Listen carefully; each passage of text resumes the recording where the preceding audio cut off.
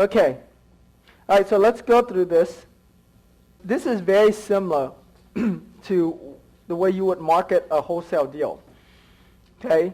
If you can put out signs on the vacant houses in that neighborhood for these pretty houses, your chance of finding a buyer quickly is so much greater. Because, see, investors, they don't necessarily drive neighborhood looking for houses as much. But owner-occupant buyers, when they're looking for, when they want to buy a house in the neighborhood, what do? They drive around that neighborhood. So you getting them because they're driving around the neighborhood and they're like, wow, this guy's got like 10 houses in this neighborhood for sale. I need to call him. Okay? You're going to find a buyer so much quicker. And also, there are plenty of tenants in that neighborhood that would love to be able to own a house in that neighborhood.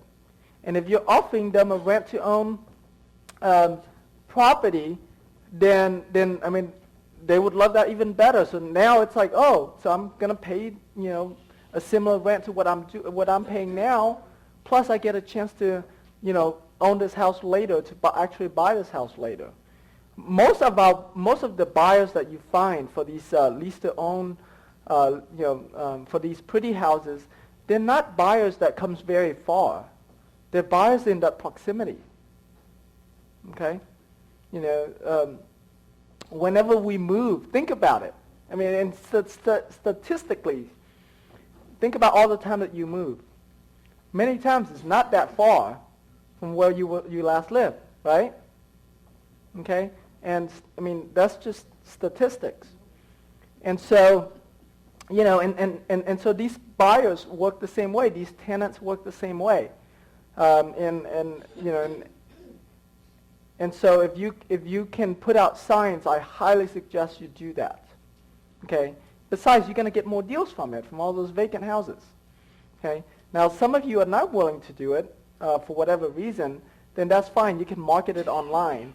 But I'm telling you, for tenant buyers, there's a whole lot more of them in that neighborhood than you needing to go outside of that neighborhood. Got it? Cool. So you can find them online, by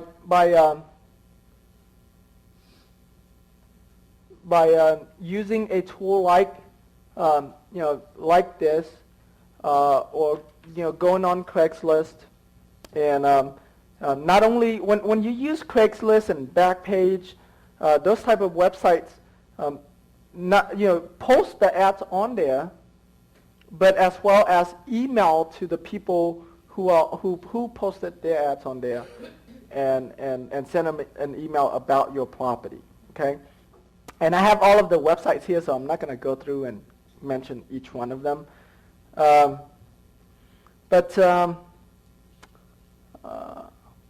so like what we did earlier, you go through here and you find each one, you look through here and you see which one might be a possible tenant buyer for you that would make good, that would be good for you to send them. Another source that you can find a lot of tenant buyers, and for those of you who are in Houston, this is especially this right now is especially a really good time to do this because of what happened with Ike. A lot of property management companies has been called on by tenants to help them look for a property. And so property management companies has a lot of leads for tenants right now. And this is applicable anywhere in the anywhere, but it's just so happens that Ike hit us recently, and so there's a bigger flood of tenants in our market area. So definitely call property management companies and ask them for a referral. And on lease options like this, depending on the property management company, the referral fee is anywhere from half a month to 1 month rent, which is not that bad. Okay. one-time fee. Okay. And so you pay them from the down payment that you get from the buyer.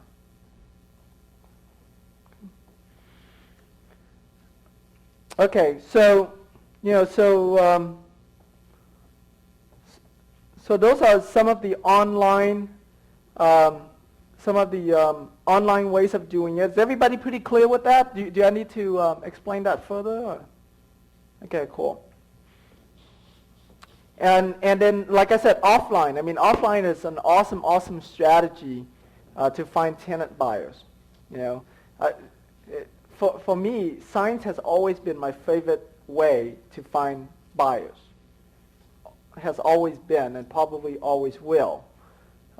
It's just that a lot of people don't like to put signs for whatever reasons, and so so that's why I have to keep on talking about that. Who in here don't like to put out signs? Not if you put it on private vacant houses, no. Only on public property, which I'm not telling you to do that. On private vacant properties. Okay? Remember, if you look, do you guys think that I personally go put out signs? I did when I first got started. Yeah, I mean that's how I got my first deal, was putting out signs. You know, and like I said, when we did the first auction, put out 200 signs. My wife and I handmade those signs. I mean, it's like those good old days. Every time I think about it, it's just awesome, because here's what we did. It was a lot of work, but here's what we did. I went to a sign company and says, hey, I want to buy all of your either blank or bad signs that you have.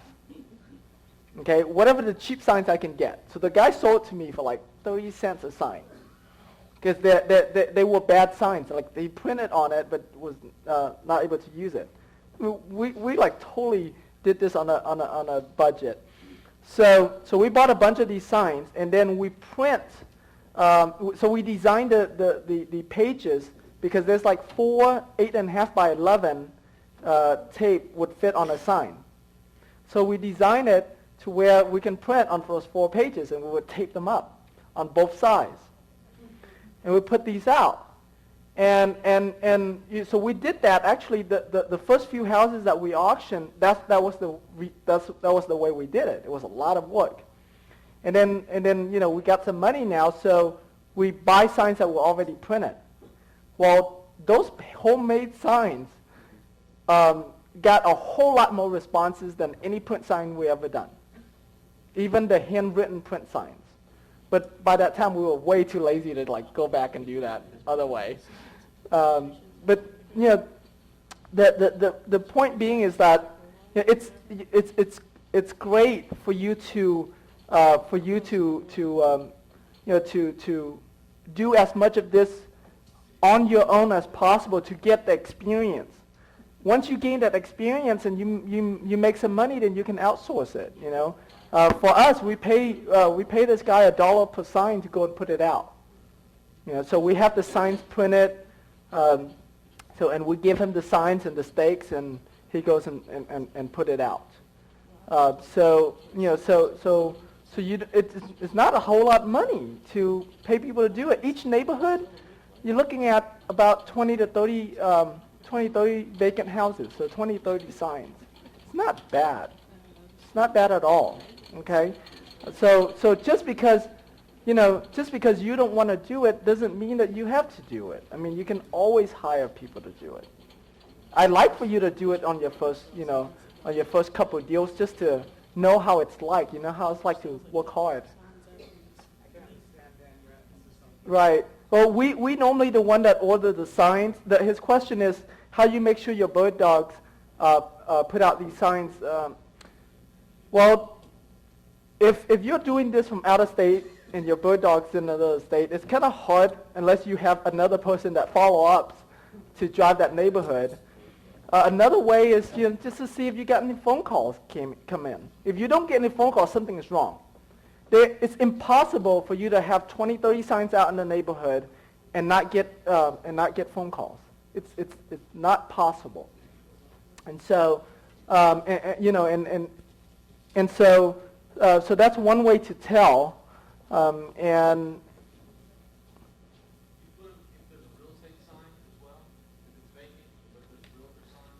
if it's vacant but there's a realtor sign, what I do is this, okay? And this is just what I do. You want to do it or not is up to you. No, I don't take down real estate. Let's say this is the house that it's on. This is the house that it's on, and so the sign is like right here. I would put my sign right at the border between the two houses. So they really don't know which house it belongs to.